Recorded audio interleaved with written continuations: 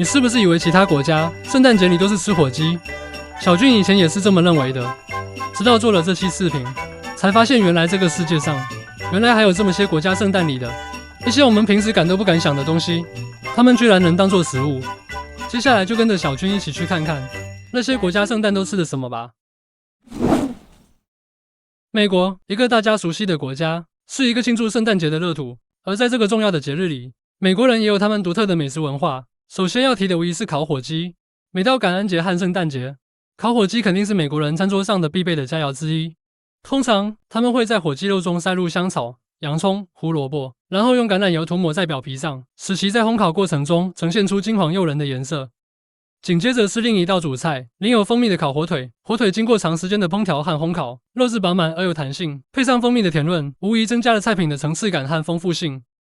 当然，美国人的圣诞节饭桌上怎么能少得了烤牛排呢？这道佳肴选择上等精肉，经过精细腌制后高温快烤，外皮焦香内肉嫩，花口感鲜美丰富。说到甜品，我们不能忘记的就是圣诞曲奇。这些各型各样的曲奇，既是孩子们的最爱，也是家中的点心好选择。玉米粥也是他们圣诞常客，主要由黄油、鸡蛋和玉米熬煮而成，同时也是最主要的主食之一。圣诞蛋糕，这是一种传统英式甜点，在美国也深受欢迎。经过长时间蒸煮的布丁内含丰富的果干和香料，味道独特。至于饮料，无疑就是那深受欢迎的蛋奶酒了。虽然名字里有酒，但实际上它没有一滴酒精。这款由鸡蛋牛奶还有香草调料调制而成的温暖饮料，让人感到如同圣诞老人的怀抱般的温馨和甜蜜。瑞典，说到瑞典，就不得不提到圣诞肉丸，让我无疑是最受欢迎的之一。其主要原料包括猪肉和牛肉、洋葱、含面包屑等，然后小火煎制，便可获得这道美味的菜品。在瑞典最受欢迎的圣诞食物之一，就是腌制火腿。火腿清洗后，将其烤至微黄色，最后在火腿上抹上混合了面包屑、蛋黄和芥末等材料的酱料，再把火腿放入烤箱继续烤制，直到表面变得金黄色，很香脆。瑞典的圣诞菜谱中还有一道非常特别的菜品，那就是腌鲱鱼。提到它，我想大家都会想到鲱鱼罐头，那难以呼吸的芬芳，让人哪怕闻上一口都难以忘怀。因为是碱性腌制的原因，腌鲱鱼的口感更加的紧致，而鲱鱼罐头则肉质则松散。不过它俩不变的还是那味道，一样是让人难以呼吸的芬芳，真香！哎呀。不过说起这道菜的起源，最有可能的考据是，早期瑞典因为盐太贵，所以采用少量盐搭配发酵，来防止食物腐坏。瑞典人觉得米粥是圣诞老人最爱吃的甜品，所以就成为圣诞节必吃的甜品了。瑞典米粥使用大米、牛奶和一点而盐为主要原料，将大米煮至糊状，再放入牛奶、糖和盐、香料搅拌均匀，小火炖煮约1小时即可。热红酒，这是一种混合了红酒、波尔图葡萄酒和白兰地。初始的制作过程是将黄酒、糖、香料和陈皮等混合在一起，加热至接近沸腾，盖上焖15分钟，让香料的香味充分融入红酒里。此酒在瑞典和其他北欧国家十分受欢迎，并主要在圣诞节期间饮用。据说这种香料久违于中世纪的北欧。在芬兰，他们会制作一个叫做猪肉 King 的烤猪肉圣诞火腿。这款美食会在烤箱中慢慢烘烤，直到它的外面形成一层美味的脆皮，里面的肉质变得滑嫩多汁，并且烤火腿的起源可以追溯到古代的冬至庆典，那时人们会用以祭祀去世的亲人。除此之外，芬兰的圣诞馅饼也非常值得一提。它们是由酥皮面团制作的心形馅饼，中间填充了丰富的李子果酱。据说这个小馅饼最早源自芬兰的一种习俗，就是在冬季将果酱馅饼送给孕育的人作为报酬。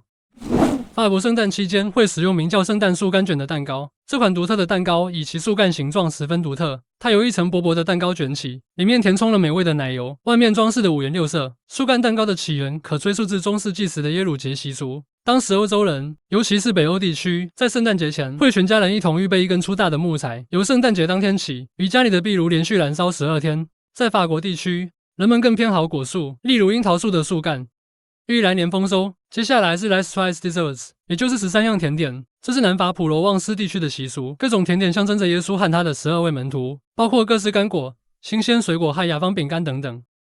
在德国，烤全鹅是圣诞节的传统美食，通常鹅肚子里会塞入苹果、洋葱和各种香料，香肠和马铃薯沙拉是常见的配菜。有些家庭会选择杏干和梨干，配上烤红卷心菜。关于他们圣诞节为什么吃烤鹅，有一种解释是鹅肉被视作冬季食物的象征，吃鹅肉可驱寒和团圆。酸牛肉，这是德国的一道国菜，由嫩牛肉制成，在烹饪前需要腌制几天，然后配以美味的酸甜肉汁。这种烹饪方式是为了让牛肉更加入味，制作出的酸牛肉味道酸中带甜。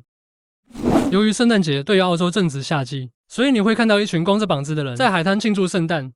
同时，户外烧烤也是澳洲人庆祝圣诞节的重要方式之一。烤肉、烤虾是澳洲人常见的圣诞大餐。油封鸭，这是一种源自法国的食品保藏方式，将鸭肉泡在油脂中，用低温慢煮的方式来尽可能的保留肉质的鲜嫩。人们常常会在特殊的场合选择油封鸭作为一道美味的菜品。帕夫洛娃蛋糕，这是一种以俄国芭蕾舞女演员安娜·帕夫洛娃命名的甜点，由蛋白糖霜做成，外酥内软，配上鲜奶油和新鲜水果，口感丰富。而这款甜点的起源在澳大利亚和新西兰之间有一定的争议，两国都声称是帕夫洛娃蛋糕的发源地。相对而言，澳大利亚的版本更为甜蜜和偏重鲜奶油。在冰岛，圣诞节习俗与新年庆典充满了独特的传统文化色彩。随着基督教的传入，原本的白昼节渐渐与耶稣基督以及一些新的固定习俗联系起来。在这个时期，冰岛人将会享用一些非常特别的食品。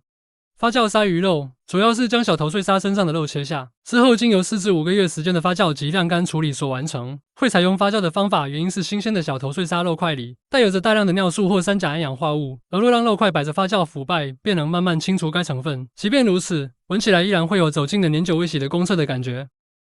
熏羊肉，这个分2种熏法，第一种是桦木熏制，而第二种就有点分方了，是干羊粪和干草。据说第二种熏法除了能熏羊肉，还能熏鲑鱼、香肠，甚至是啤酒等食材。Nice。有喝过羊粪熏啤酒的老铁能在评论区告诉我一下这是啥味道吗？鹧鸪又称石鸟，是一种在冰岛野外生长的野生动物。对于冰岛人来说，它是一道非常传统的美食。也正因如此，它被硬生生吃成了濒危动物。每到冬季，石鸟便会成为冰岛人餐桌上的珍馐美味。石鸟肉在烹饪时往往只需简单的煎烤，配以冰岛传统酱料和新鲜的蔬菜。然而，由于近年来石鸟种群数量的下降，冰岛政府已经对捕猎石鸟设定了严格的限制。血布丁是冰岛的常见配菜，国外有人纷纷表示不可理解。其实，对于吃惯了鸡血鸭血的我们，没准还真能在这个问题上和冰岛人民达成共识。不过，你真的能吃得惯甜的羊血吗？西班牙的塞拉诺火腿和伊比利亚火腿，这是西班牙最具代表性的食物之一。塞拉诺火腿主要来自于一般的猪肉，而伊比利亚火腿则特指在西班牙伊比利亚半岛特定地区养殖的黑猪的腿肉。伊比利亚火腿的口感更为饱满且味道更强。烤乳羊肉，这是西班牙一道非常受欢迎的主菜。在烹饪的过程中，乳羊肉用特制的调料腌制过，然后在烤箱中慢烤至金黄酥嫩。牛轧糖，这是西班牙的一种传统甜食，也是圣诞节必吃的甜品。他们有句话叫没吃牛轧糖就等于没过圣诞节。奶油蜜饯甜甜圈，这是在西班牙圣王节时候人们会品尝的一种甜食，但随着时间的推移，后面在圣诞节有吃这个的习俗了。主要由实心面包制成，形状像一只大圈，上面装饰有糖果和糖和水果。在意大利，圣诞午餐的主菜会根据传统和地理区域的有区别，最受欢迎的之一总是烤酿烟鸡，这是艾米利亚传统的典型菜肴，是一道在意大利广泛传播的菜肴。烟鸡肚子内会装满肉和土豆以及香料烤制。扁豆配香肠，传统上在年夜饭时食用。它们不仅是一道典型的传统菜肴，也是一道吉祥菜。自罗马时代以来，午夜后立即吃小扁豆一直是好兆头的象征。肉汤饺子，出而薄的艾米利亚手工面食，馅料可以有多种，但摩德纳的典型馅料包括帕尔马火腿、帕尔马干酪、意式香肠。这是自中世纪以来在节日期间食用的一道菜，通常作为圣诞节的第一道菜放在肉汤中食用。潘尼托尼或潘多拉面包都是意大利圣诞节的传统甜点，它们是节日的典型甜点。潘尼托尼起源于米兰，是一种轻松松软、酒香四溢的甜面包。潘多拉则起源于威尼斯，是一种富有奶油味的甜面包，没有葡萄干或水果。荷兰人圣诞有吃野味的传统，吃的最多的是烤野兔和野鹿。油炸面团，至少从1652年以来，荷兰人一直都吃。它主要由面粉、鸡蛋、一些盐、牛奶、发酵粉制成，通常还有葡萄干、醋栗组成。据传说是起源于居住在荷兰的一个日耳曼部落，他们在圣诞期间食用这种食品。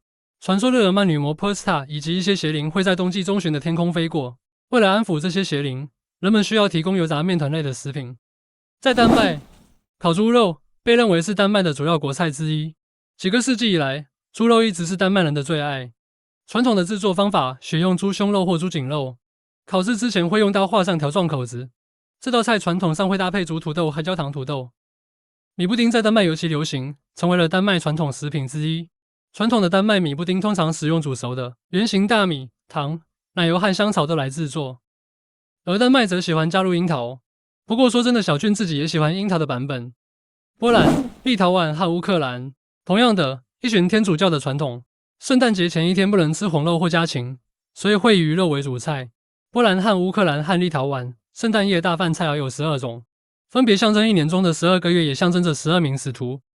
波兰的12道菜有库提亚、平安夜鲤鱼、平安夜蘑菇汤、波兰姜饼、小饺子甜菜汤、犹太鲤鱼、菜卷、炖酸菜、飞鱼、干果汤、饺子以及罂粟子蛋糕。